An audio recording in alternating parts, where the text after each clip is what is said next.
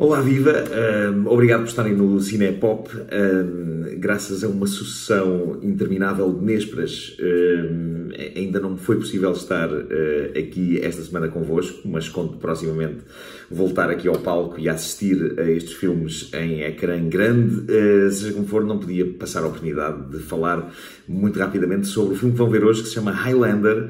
É um filme de 1986. Os anos 80 foram bastante ricos em filmes de fantasia e de chamada Sword and Sorcery. Eram os tempos em que as pessoas jogavam Dungeons and Dragons, se calhar não tanto cá em Portugal, mas eram os tempos em que tínhamos aqueles livros de histórias interativas em que seguíamos os caminhos que queríamos e depois defrontávamos criaturas e andávamos à espadeirada na nossa imaginação. E eram anos em que o cinema nos trouxe coisas como, sei lá, Conan o Bárbaro, ou Lady Hawk, a Mulher Falcão, a Princesa Prometida, o Cruel. Eram filmes que nos marcaram. Foi uma época muito rica nesse tipo de entretenimento maior que a vida. E em 86 surge então o Highlander, que é uma história sobre guerreiros imortais, e é uma história que saltita entre várias épocas, entre, por exemplo, as terras altas da Escócia no século XV, a Nova Iorque dos tempos modernos. Tempos modernos, obviamente, tendo em conta que tempos modernos eram 1986, já não parecem assim tão modernos como isso.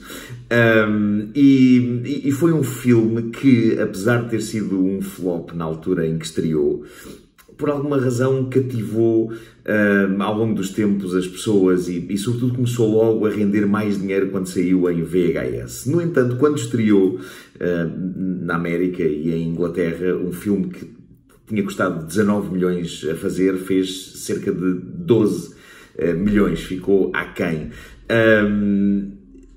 E na verdade talvez isso se explique pelo quão diferente e experimental era o filme em tantas coisas, nomeadamente o facto de ter sido realizado pelo Russell Mulcahy, que era um realizador de videoclipes, um realizador importante de videoclipes. Foi este homem que fez, por exemplo, o primeiro videoclipe que foi exibido na MTV, o famoso Video Kill da Radio Star dos Buggles, foi realizado por este realizador, o Russell Mulcahy, e ele, ao pegar nesta história de guerreiros medievais imortais e de cortes de cabeça à espadeirada, ele optou por uma abordagem muito moderna. Ele trouxe, de certa maneira, a sensibilidade dos videoclipes para o cinema, que é uma coisa que muita gente na altura contestou e muita gente odiou, mas de facto houve aqui uma importância no Highlander de ter dado esta reviravolta estética inesperada. Esta maneira dele fazer as coisas apanha-se logo na abertura, vocês vão ver, a maneira como ele usa uma canção dos Queen, o Princes of the Universe, e a maneira como a cruza com as imagens é absolutamente videoclipe, e isto acontece em mais alturas do filme, visualmente, e na maneira como a música se cruza com as imagens. Este é um filme videoclipe em todo o seu esplendor, é um produto clássico dos 80s. Os Queen já tinham feito música para um filme, para o Flash Gordon. No entanto, aqui a maneira como as canções que eles criaram de propósito para esta história são usadas é de facto nova. É uma maneira nova de contar uma história usando canções. Nunca houve, na realidade, à venda uma banda sonora do Highlander. O que houve é o disco A Kind of Magic dos Queen. É lá que estão as canções do filme Highlander.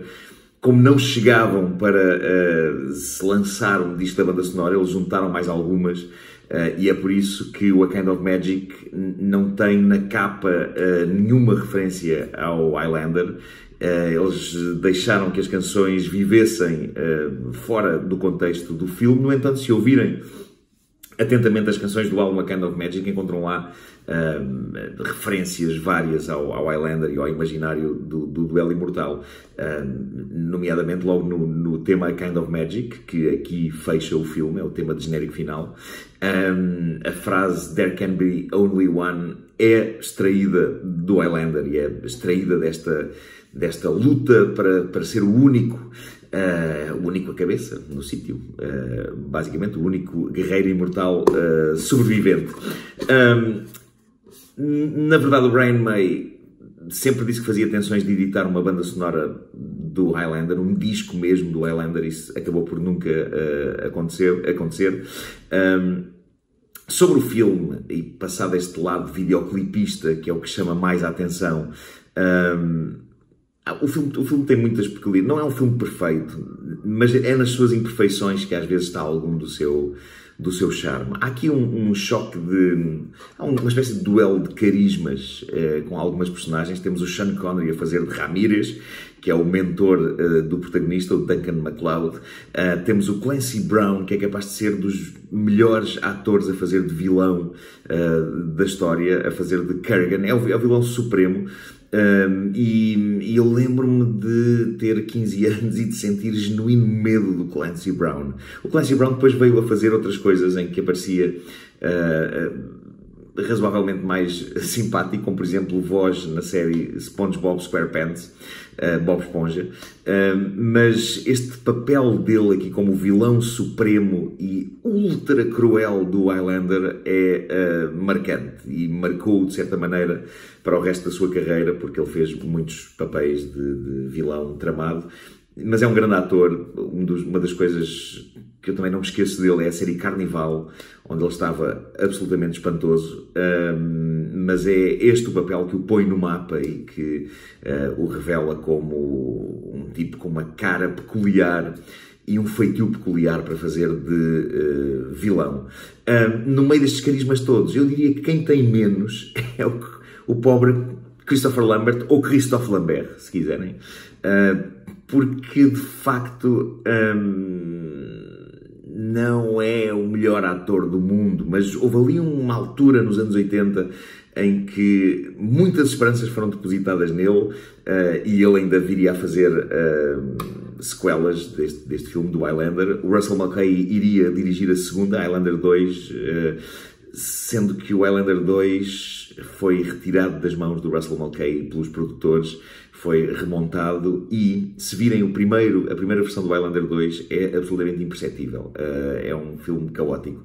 O Russell Mulcahy tentou remontá-lo depois, mais tarde, para o salvar, mas em vão. Não é um bom filme. Mas pronto, este é um filme, apesar de tudo, especial e que vale a pena ser visto e vale a pena ser apreciado em ecrã grande. As canções dos Queen fazem absoluta maravilha pela narrativa e, portanto, divirtam-se a ver Highlander Duelo Imortal. Até breve.